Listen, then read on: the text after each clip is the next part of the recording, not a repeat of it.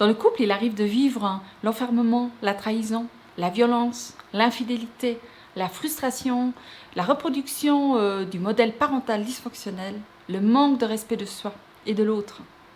Alors comment se créer ces situations? Comment en sortir? En comprendre les rouages pour retrouver sa liberté dans le couple, c'est ce qu'on vous explique dans cette vidéo.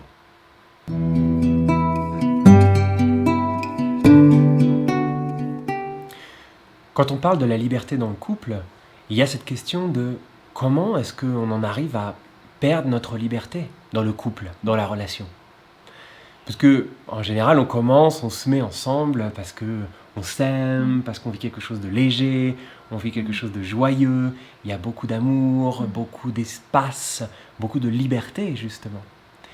Et puis, d'un coup, on se retrouve dans ces situations où on vit de l'enfermement, où on se sent contraint dans la relation, où on peut vivre, comme on disait dans l'introduction, de la trahison, de l'enfermement, on peut vivre de l'infidélité. Il y a plein de choses, de manque de respect, des choses qui peuvent se passer. Comment on en arrive là?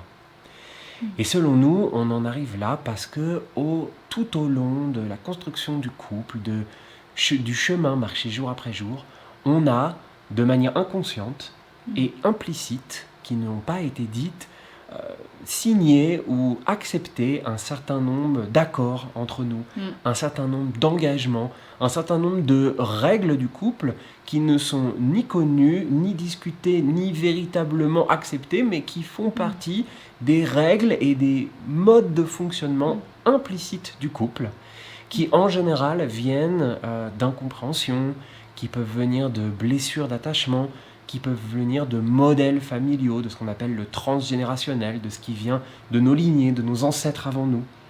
Et voilà, ça nous paraît important d'avoir conscience qu'on perd sa liberté aux endroits où on perd la conscience quelque part. On n'est pas conscient, il y a de l'implicite quelque part.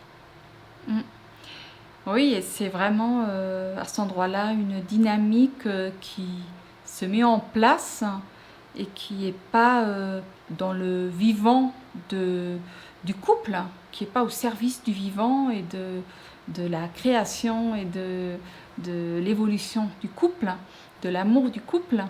Et un exemple, c'est un des partenaires se retrouve toujours au même poste, par exemple dans la cuisine, toujours, tous les jours, dans le quotidien, et que plus les jours avancent, plus les semaines avancent, et cette personne a tous les jours juste un ras-le-bol, se sent enfermée dans ce poste, se sent fatiguée.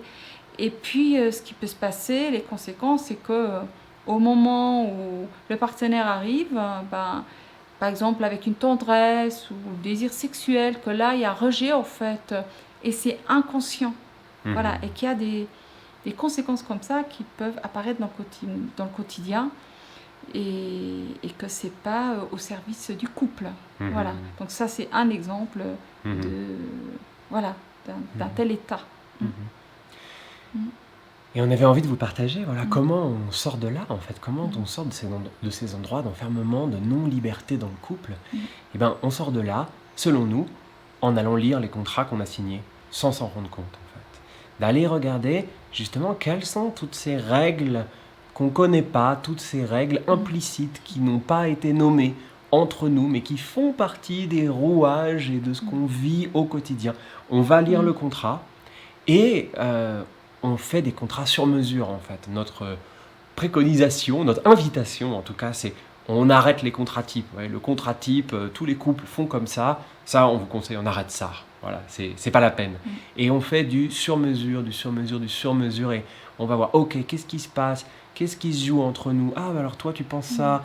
Et moi, je pensais ça. Ah oui, mais moi, je pensais qu'on était d'accord pour dire ça. Ah bah non, on n'est pas forcément d'accord. Et d'aller relire, rediscuter et de réactualiser le contrat ou les contrats du couple, les engagements, depuis un endroit libre et conscient. Et depuis un endroit de choix. Et notamment par rapport à cet exemple, où la personne se retrouve tous les jours, un des partenaires se retrouve tous les jours au même poste dans la cuisine, c'est que qu'est-ce qui se passe à l'endroit où il y a un énervement qui arrive, une fatigue, ou même le rejet de l'autre, qu'est-ce qui se passe en fait?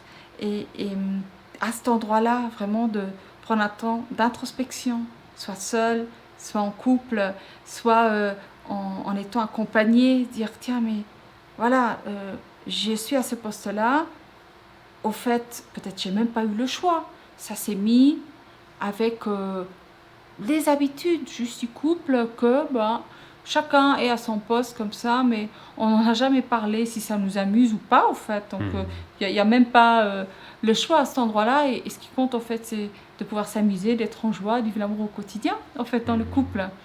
Voilà. Et voilà, on vous invite vraiment à faire des choix conscients. Et pour nous, être libre, c'est faire des choix conscients et c'est avoir la conscience de ces choix. Et être libre ensemble, eh ben, c'est faire le choix conscient de la relation telle qu'on la souhaite.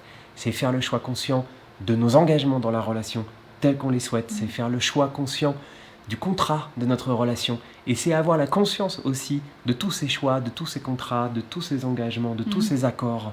Et à partir de là, on peut vivre un couple libre, un couple épanoui. Et on n'est pas obligé d'aller chercher l'épanouissement ou la liberté à l'extérieur du couple, parce qu'à l'intérieur se passe tout un tas de trucs implicites, non dits, qui font qu'on se retrouve contraint et qu'on n'arrive pas du coup à dépasser ça. Nous, le message qu'on a envie de vous faire passer, c'est qu'on peut dépasser ça à l'intérieur du couple et qu'on peut vivre la liberté à l'intérieur du couple et être un couple libre, vivant et oser passer les accords qui sont les bons accords pour nous et pas les accords types qui en général ne conviennent à personne. Et que le couple est vraiment un endroit de respiration. On peut respirer amplement, grandiosement dans le couple et qu'il n'y a pas besoin de devoir prendre un temps de respiration à l'extérieur pour pouvoir se sentir libre en fait et sentir sa respiration. Bien sûr, on peut aller, j'ai envie de dire, à l'extérieur pour des activités et aussi respirer, mais si on le fait depuis un endroit où dans le couple on se sent enfermé, bah, c'est que on repousse juste le problème encore à l'extérieur, mais que dans le couple, en fait, il n'y a rien qui s'arrange. Et ça peut durer et durer, ça ne va que s'aggraver, en fait. Donc, nous, on a vraiment envie de vous inviter, là où ça vibre pour nous, que le couple est vraiment une dynamique vivante, en mouvement, bien vivant, voilà, et que prenez plaisir à trouver votre contrat unique, à rayonner votre unicité, que le monde a besoin de couples, chaque couple ait sa couleur et qu'ensemble on puisse aussi rayonner, voilà, l'unicité individuelle. Et comme on le disait tout à l'heure, quand on discutait pour préparer cette vidéo, c'est que être dans l'évitement de l'enfermement, c'est pas être libre, c'est quelque chose de différent en fait.